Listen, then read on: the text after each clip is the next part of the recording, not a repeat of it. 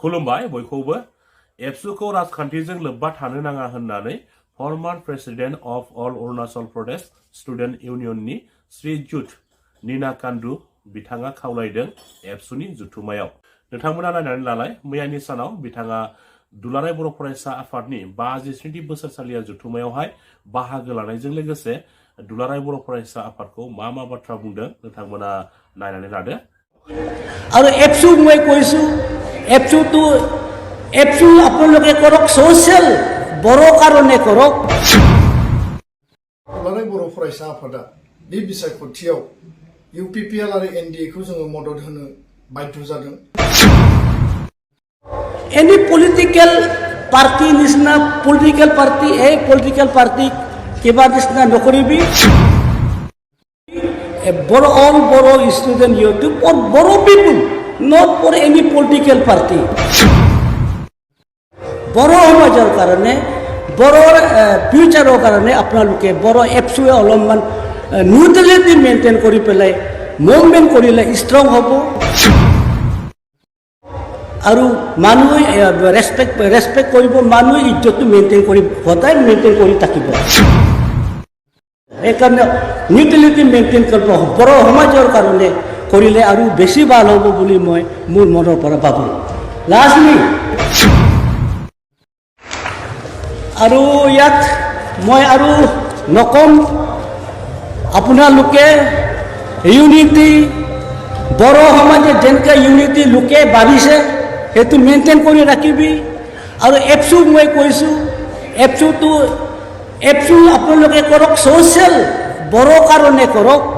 Any political party निसिना political party political party किबा निसिना नकरिबि for all Boro student YouTube or Boro people, not for any political party. बर' समाजर कारणे Boro future कारणे अपना लोके Boro ABSU अलमन neutrality maintain करी पेलाई movement करिले strong होबो आरु मानुय रेस्पेक्ट करिबो मानुय इज्जत मेंटेन करी होताय मेंटेन करी ताकिबो। एक न्यूट्रेलिटी मेंटेन करबो बर' समाजर कारणे करिले आरु बेसी ভাল হ'ব বুলি মই মোৰ মনৰ পৰা ভাবো। लास्टली एक्चुअली बे बुस्तुआ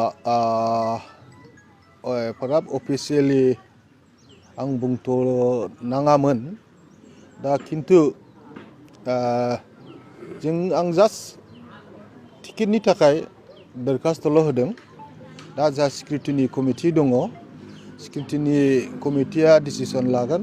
जोंनाव सानै बिजाथि महरै दरखास्त होदों। आं दाबो बुंथ'नो हाया जे सिक्युरिटिनिया जेब्लानाखि अफिसियेलि फाइनाल जागोन अब्लासो आं जागोन होननानै। किन्तु आं नैबे खोथाखौ बुंगोन जिहेतु आं BPF हिसाबै सासे बेवहाय बिजाथि दरखास्त होदों। दा जे रोखा जे फैबाय थानाय जेनेखि हिस्टोरिकेल BTC इलेक्शन आगोल 22-23 बोसोरनि उनाव जा इलेक्शन बिनि आगोल जा इलेक्शन जालांदों बिनिख्रुइ नैबे फैनो गोनां इलेक्शना बहुत क्रिटिकेल आरो बे टार्निं पॉइंट जागोन जोंनि बर' जातिफोरनि थाखाय। नंखायनो बेवहाय जोंनि भटार्सफ्रा मोजां केन्डिडेट मोजां लिडार सायख'ना हरनायनि गोबां गिदिर बिबान दङ।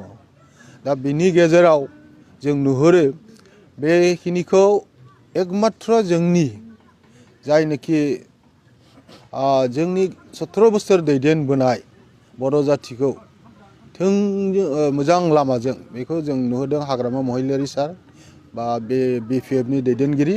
ओंखायनो बे फैबाय थानाय इलेक्शनाव BPFआनो देरहागोनखाय बा BPFआनो सरकार दागोनखाय आंबो बिनिनो सासे बिजाथि महरै मोननो लुबैदों।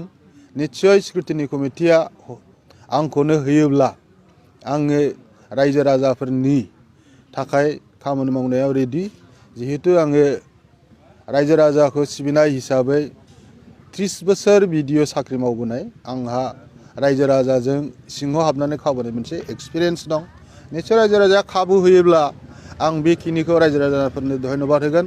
लोगोसे आं कमिटमेन्ट होगोन जथेस्थ आंनि साइडनिफ्राय आं मोजां खामानि मावनायनि थाखाय। बनरगाव बियाब हिसाबै सार BPFनि खामानि मावनाया दासिम माबायदि जाना दं? बनरगाव बियाबनि खामानि मावनाय मानि सांगठनिक माबा हिसाबै थिगैनो दङ जोंहा बे 5 बोसोराव थांनाय 5 बोसोराव जोंनि BPF-निफ्रायनो सासे बिजाथि जोंनि सायख'हरदोंमोन किन्तु बोथोर परिबेस बायदिसिना बा पार्सनेल माखासे जाहोननि थाखाय निश्चय राजीव कुमार ब्रह्म बिथाङा BPF-नि बिजाथिमोनब्लाबो बै समाव BJP-आव बियो जयेन जाहैदों जयेन जाखांनानै दा बेवहाय गार्जेन गैयै बायदि जानानै थांदों अब्लाबो आंनिनो फंबाय जा जुबिराज बसुमतारीखौ बिनि केयारटेकार हिसाबै होदोंमोन फंबायाबो जथेस्थ' नायबोबाय थादों खुंबोबाय थादों जायगायाव गिदिं गिदिं मेल मिटिं खालामनानै गावनि जेसेबांनाखि केपासिटि बेजों बे BPF हान्जाखौ लाखिबोबाय थादों दा फंबायखौ आंबो धन्यबाद होयो दा किन्तु नैबे परिबेसाव दा खुब दरखार जिहेतु गार्जेन गैयैयाव बा MCLA बा EM बिदि गैयैयाव जोंनि साखाथिनि उल्था दोलोफ्रा जोंखौ दुरबल खालामनो सेस्था खालामबाय थानायखौ जों नुनो मोनदों किन्तु बिथांमोना जेसेबांनाखि खालामा मानो जोङो BPF हिसाबै बनरगाव 9 नं समस्तियाव दासिम 1 नाम्बारावनो दङ बे आं बुंनाय नङा जोंनि उल्था हान्जायानो बेखौ बुंदों आंनो फन हरनानै बुंहरदों आदा नोङो एकदम सेफ मोनसे कनस्टिटुएन्सियाव केन्डिडेटनि थाखाय दरखास्त होदों बेस्ट उइचेस आंनो हरबाय होननानै जोंनि अपोजिसन माखासे हान्जा मोनथाम मोनब्रैसो बिथांमोना बुंहरदों बे हिसाबैबा बनरगाव समस्तियाव आं नङाबाबो जोंहा BPF-आ जे देरहागोन बियो 200% सियर